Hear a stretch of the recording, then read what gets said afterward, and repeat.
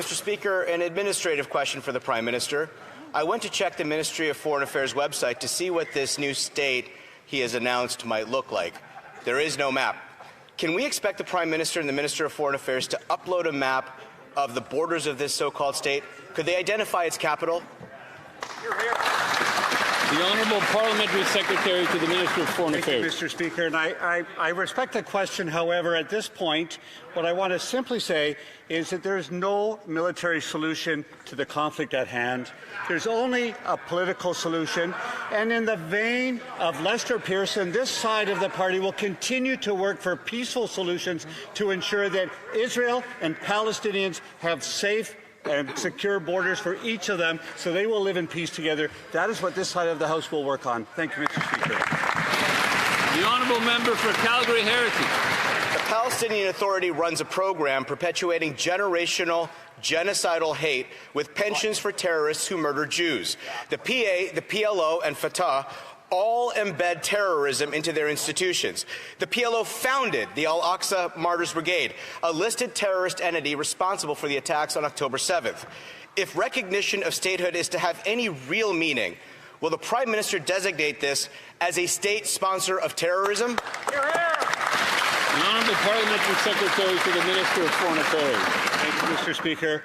Let me also state that Canada supports Israel and its right to defend its people every day. Let me also be clear, Hamas is a terrorist group. It must release hostages immediately that have been held cruelly for 2 years. It must disarm, and it will play no role in the future governance of a Palestinian state. We will continue to defend the state of Israel, and we will continue to defend the people of Palestine to ensure we have two states with equal justice and equal rights to prosperity. Ignoring the massacre of 8 Canadians on October 7th, siding with their killers, dehumanizing their families, the hostages still held, and over 1,200 stolen souls is evil. Granting a state to those who practice state terror as statecraft, who pay pensions for murdering Jews, is evil. Not requiring this state to even recognize Israel's right to exist is evil. None of their conditions were met. No election, no release of all hostages, no demilitarization of Hamas. Lying about these intentions is evil. Doing this on the eve of Rosh Hashanah, emboldening mobs and violence upon our Jewish communities, is evil. The fascism once buried in the last World War has risen again as modern terrorism. This isn't diplomacy, it's appeasement, it's betrayal. The Prime Minister has dispensed with human dignity and the rule of law. He's emboldened terror with the state. And, Mr. Speaker, it is evil. The Honourable Member. I'm here just to say a few things. The first is, Israel has the right to exist. The Jewish people, as indigenous to the land, who through the modern state of Israel tell the story of the most remarkable indigenous revival on planet Earth. And the world is long overdue in recognizing this Israeli legitimacy, this Zionism. Terror runs across the streets of this great country, this amazing, remarkable democracy. Its legitimacy, Mr. Speaker, is being challenged yet once again. Which brings me to my second point. Israel has the right and indeed the obligation to defend itself by itself. In 1948, the world's establishment had argued against its existence as less permanent than other nations. It is a logic that strays dangerously close to anti-Zionism and through it, actual anti-Semitism. Time and time again, Israel has proven them wrong. Against great odds, fighting to preserve its state, proving beyond any doubt its ability to defend itself and its capital. In most incidences, such strength would be taken as an example of Israel's permanence. Yet each time the Jewish state is forced to sue for peace and grant concessions to its enemies who have only one goal: destroy the state, eradicate the people. We stand with the reservists and security services that bring order to Israel by weeding out hundreds of Hamas terrorists, by rescuing hundreds of innocent hostages, and by ensuring Hamas is dismantled and never capable of this again. And third, Mr. Speaker, anti-Zionism is anti-Semitism. At rallies sprouting up across our land, extremists celebrate rape, murder, and kidnapping by Hamas, calling for actual incitement of violence against our treasured Jewish communities. Extremists celebrating actual hate crimes and actual war crimes constitute an affront to the peace and freedom of all Canadians, especially our Jewish communities. For all the misery, murder, and chaos across Israel and Gaza, Hamas is responsible. There is no equivalence. Hamas is responsible for the deaths you see on the streets of Israel and for the loss of every innocent life to come. Gaza has not been occupied for more than 18 years. For 18 years, it has been part of a Hamas terror factory backed by a clerical military dictatorship in Iran, and it is time to dismantle all of it now. So, Mr. Speaker, in this terrible test, when the calls for appeasement and restraint come, when it's hard to stand with Israel, pay attention to those who actually do. Because under attack by land, by sea, by air, and a firestorm of rockets, infiltrators kidnap and kill innocent civilians. There is no equivalence to be made. Hamas is responsible. Now, this is hard for me because I spent a few years living in the desert under bombardment of Iranian rockets, and I know what it's like. So in the hours and weeks, in the dark months ahead, in the trying times of our defining age, may the blessing of the memories of those who have been murdered over this last week, of those who have been sent to gas chambers, of those who through the millennia have survived, may their blessings fortify us to get this job done, because Am Israel Chai. I actually think that, the prime ministers of the United Kingdom and Canada, the president of France, they've been weak right out of the outset on dealing with Iran as a threat as it is. They've been weak when it comes to Israel defending itself, its right to existence from genocidal terrorist death cult in Hamas.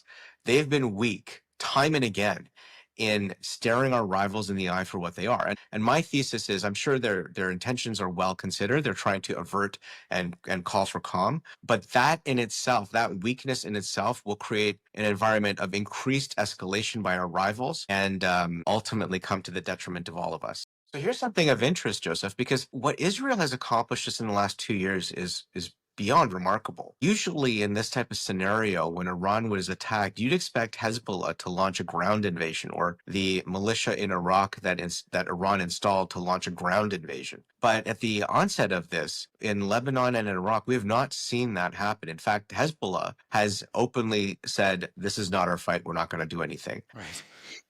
In Syria, we've seen the displacement of Bashar al-Assad, the diminishment of Russia's presence in the Syrian airspace and with the Syrian army. But now that there's, we see in Damascus a leader who has said that his airspace is open for Israel to stop Iran from launching rockets upon the region. These are extraordinary acts. Now, what Israel accomplished by decimating the Hezbollah leadership in its pager operation was a remarkable intelligence feat that people will talk about for generations to come. The way in which you see the Syrian leader deposing Bashar al-Assad through trained militias that went in decisively and just removed him very quickly. It's showing to us that with a little ingenuity, with actually, I should say, a lot of ingenuity, with strategic clarity, you can accomplish outcomes that are good for the people of these places, that are resonant with what the people of these places want, without long, mired military campaigns and conflicts that are incredibly costly. I mean, Israel is a country of 10 million people. It doesn't have the capacity to wage expensive, long military invasions. And I think that's something that we should be inspired by, as Sean Spear and Rudyard Griffiths had written.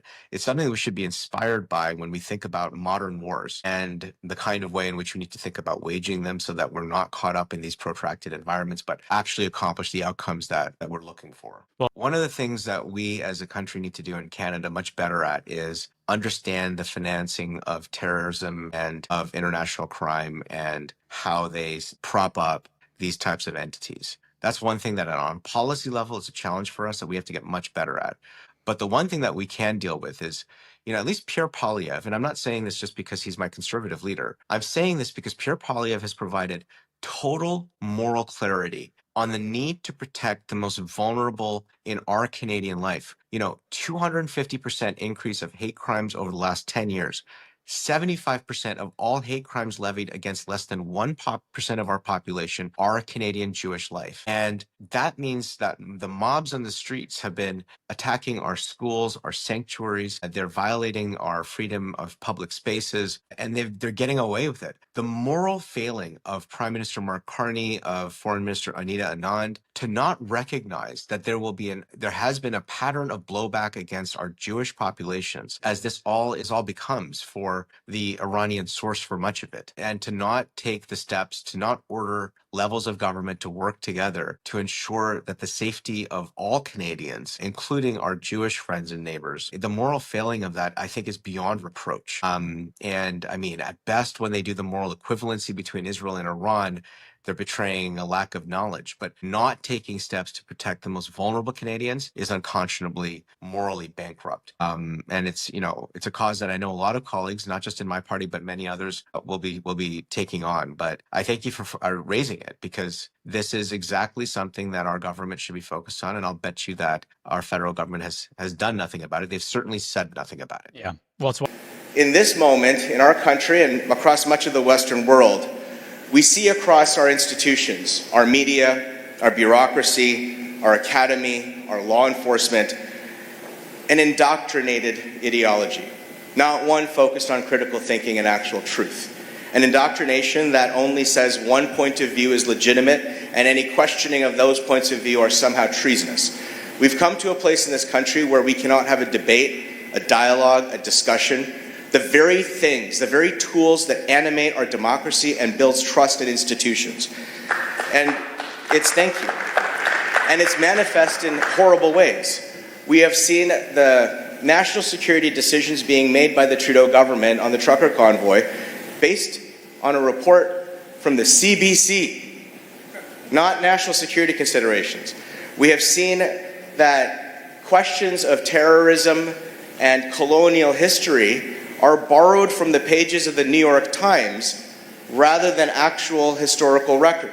And it informs how we think about massive international conflicts today, whether it is the one that Israel is fighting in self-defense from Hamas terrorism, in the worst terrorist attack in this century, in the worst attack upon the Jews since the Holocaust. We have seen an unfortunate victimization and re-victimization of not just the state of Israel and the people who dwell there to defend their borders and their peace, but on Jewish life in Canada. Over the last decade, hate crimes are up 250%, and yet 75% of all hate crimes in Canada are concentrated on less than 1% of our population. There is a moral sickness in our country that needs to be confronted. Now, there are some disruptors that have emerged in this age of indoctrination. People in independent media, people who have been on this stage, people who in think tanks and across the academy fight for truth. And for the first time in 10 years, we've seen our national security documents released this year name extremists for what they are, which they changed 10 years prior.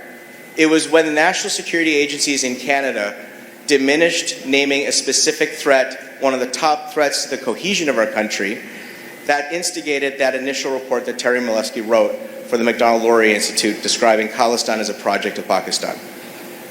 That is the beginning of a first stage where we can actually begin to confront these threats together. So let me conclude with this. The journey ahead will not be easy. It will be difficult. It will require backbone and courage, and it will require us not to indulge the worst excesses of our base instincts. It is easy when under threat and under intimidation to grow more tribal, to turn to those from our own common points of reference. But let me be very clear. We should speak truth. We should see clearly. We should stand with strength, not on sectarian agendas, but with common values. Common values to uphold the freedoms of our land, freedoms that protect the minority from the mob, freedoms that celebrate the most sacred minority, that of the rights and conscience of the individual person. We must also stand strong and clearly and explain to all of the communities affected that make these decisions that advocacy that incites violence and terror does not constitute free speech. They are crimes of hate They are crimes of terror, and they must be enforced by every level of government. And we should not be afraid to name them, whether they are Hamas, Hezbollah, or Khalistan.